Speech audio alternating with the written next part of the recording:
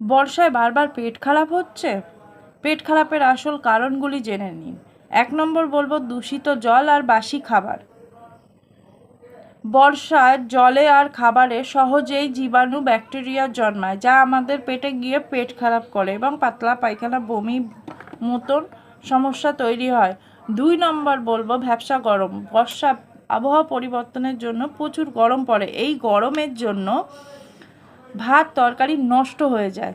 সেই নষ্ট তরকারি, ভাত তরকারি খাওয়া পড়লে আমাদের পেট খারাপ হয়। 2 নম্বর বলবো জীবাণু।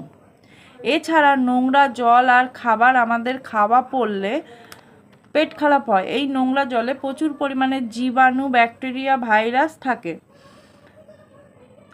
4 নম্বর বর্ষায় হজম শক্তি কমে যায়। কেন জানো? কারণ সময় জল আর খাবারের ব্যাকটেরিয়া, ভাইরাস বেশি থাকে, ওইগুলো খাওয়া পড়লেই আমাদের পেটের সমস্যা হয়।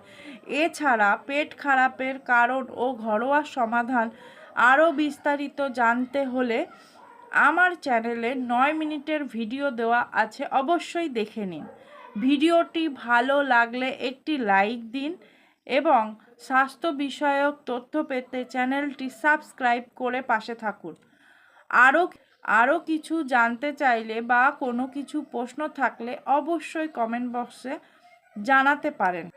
ভিডিওটি শেষ পর্যন্ত দেখার জন্য আর আমাদের পাশে থাকার জন্য অসংখ্য ধন্যবাদ আপনাদের।